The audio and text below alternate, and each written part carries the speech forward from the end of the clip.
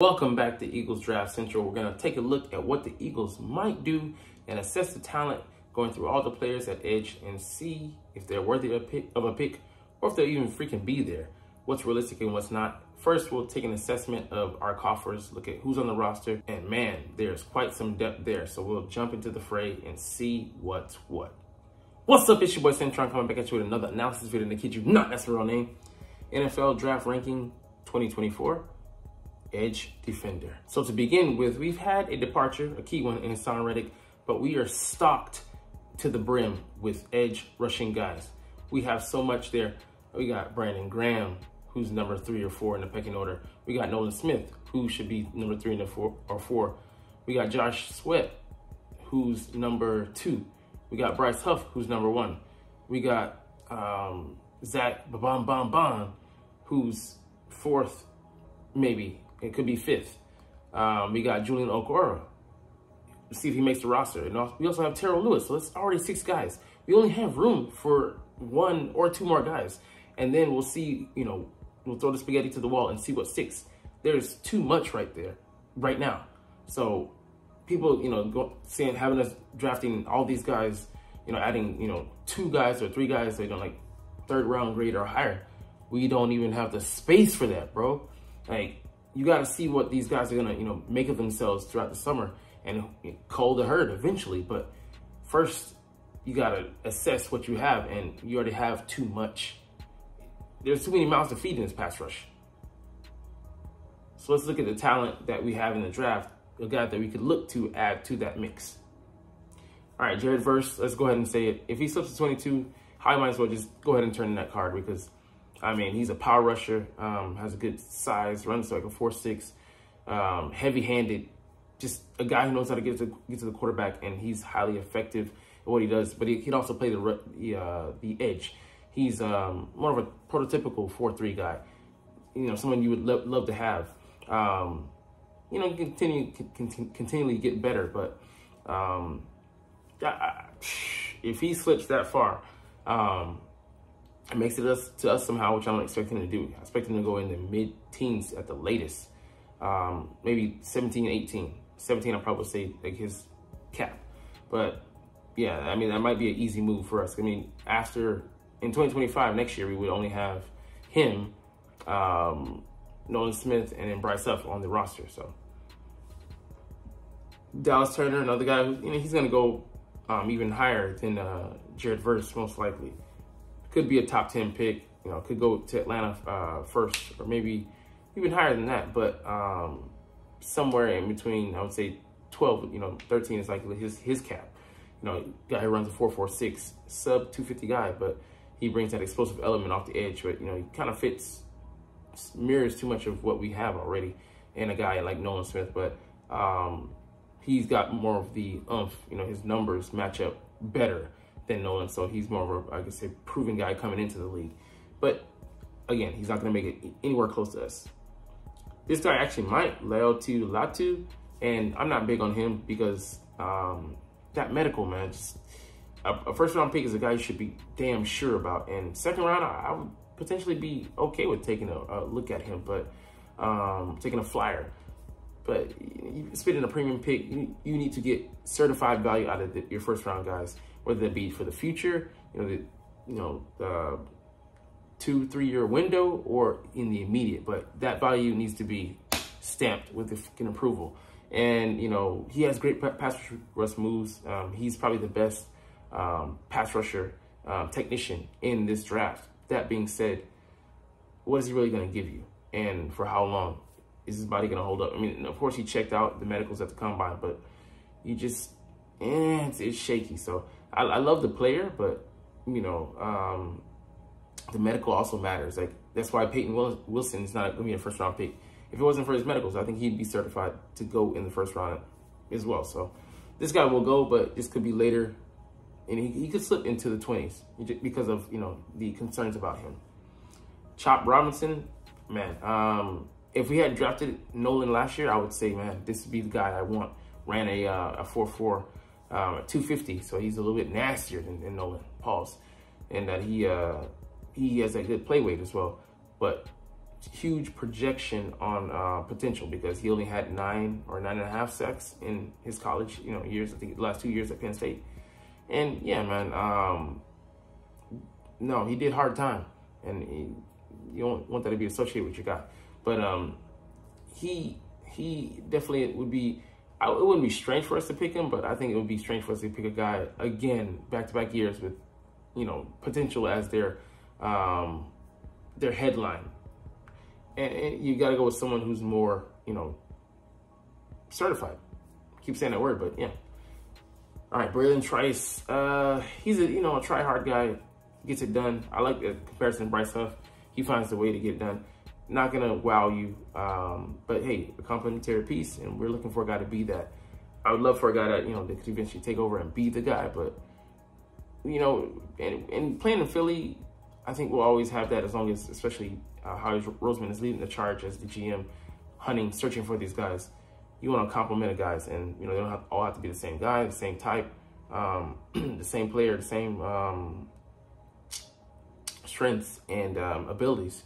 You want a gaggle of guys that can do many different things and hopefully throw off the balance, the game planning of the offensive tackles and O-line. So having a complement guys that complement each other would be the best way to go. And he's fine. I think he'd be a fine pick in the second round, but hopefully they spend that elsewhere. So hopefully they're not looking at him. Chris Braswell, I think likely to go in the second round, like a solid guy. He is not gonna wow you, but I think as the game goes on, he gets stronger, and he'll benefit. Like he'll be able to be the guy one day, but coming in, it'll serve a lot of guys being the complementary guy coming off the bench, not having that pressure to be the guy right out of the gate. Darius Robinson, kind of a bit of a tweener between D tackle and D edge, which makes him so great because he has the potential to wreck the game from the inside or the outside.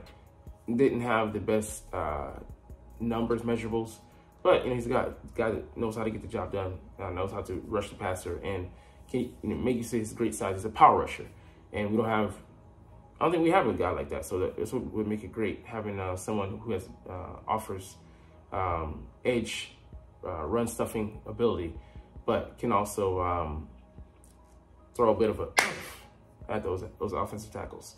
Adisa Isaac, the guy who had the better production from the Penn State duo, he is not as great on the athletic side as his running mate was. But that being said, he can. I think the production speaks for itself, and he has a mix of power rush moves and uses his hands very well. So second, third round, maybe I'd say early third is where he's probably going to go. As is Jonah Ellis. He also, a lot of guys that are really good with the football IQ part of the game, and throwing different moves and such at tackles, but he's also limited on the athletic side a little bit. And size-wise, he's like 240 range. Can he hold up against the run? We don't really need a guy like that. We need a guy with more size. Hopefully, we get someone like that. But third round, mid to late, but somewhere in the third round is where I have him pegged. Marshawn Nealon also should maybe go in the third. He could be a second if someone really falls in love with with him as a prospect. He offers great size. I think he's in a 260, 270 range, ran 4.72. So, definitely not bad. And a guy who's, brimming with power. He can set the edge, has no problems doing that. Had some pretty good production at Western Michigan. Guy I would love to have in the third. So hopefully, I'm hoping that we look at him and bring him into the mix to be one of those three guys we have in 2025 who is rushing the passer for the Philadelphia Eagles. Austin Booker, don't know much about him to be honest. Lower prospect on the rankings, but gonna be like a depth guy. I don't think he'll ever be the guy, but can give you some great snaps. Gabriel Murphy, UCLA. He's a teammate of Latu. I have no idea about him, so I can't speak on him. Javon Solomon, despite him being at I think a D2 at Troy, had some good production, had some good measurables. So look for him to go in, I'd say, 4th to 5th range, but probably early 4th. Xavier Thomas, Clemson, he has some decent, measurables. Just, this class, he's on the lower rung. But someone to keep an eye for. For me, this is a guy who's a sleeper. Probably going to the 5th round. you know, like not as big, you know, 6'1", 248, but Muhammad Kamara out of Colorado State, great production, 13 sacks last year. He knows how to, you know, to get the passer, get to him, aggressive. He has that burst coming off the, you know, the snap the ball. Hey, that'll be great value for us. No Walmart in the 5th. And a guy who's not on here, Jalix Hunt, great measurables. I think he's out of Texas, maybe. He's 6'4", I think 260 range, ran like a 4.6. So, hey man, 3rd, 4th round, I think he might go in that range. Oh no, 3rd would be too early. 4th, 5th range. Hey man, take a flyer on him, Howie. I think he could be good for us. And like him and Marshawn are the guys I have some, you know, on my eye on, because I want more size, man, to be honest, because we don't have a guy with that on our current roster. You know, they're guys that, you know, they're more modern day guys. They can come off the edge, and hunt the quarterback. But there's limits. You know, the wear. I mean, it's gonna put wear and tear on them, and the offense can potentially wear them down throughout the course of the game. Which is why we, you know, we have bigger D tackles and counting on our linebackers in the middle, you know, to float our pure linebackers. But yeah, before we end this video, we're gonna get to a mock draft I just did with PFF's mock draft maker. Anyways, I had Tyler Guyton in the 1st. They gave me a D- for that.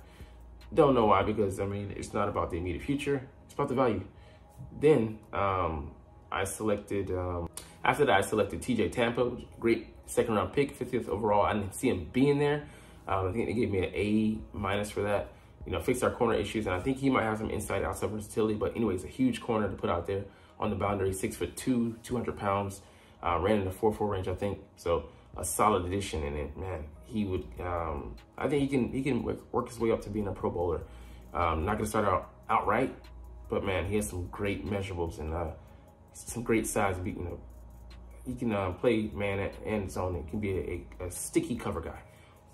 Lastly, I had us picking a guy who also fell to us in Edgerrin Cooper, man, a linebacker of the future, because he could play in some small packages this year upcoming, but he really would shine next year when Devin White heads out, and him and Nakobe Dean, man in the middle of the field.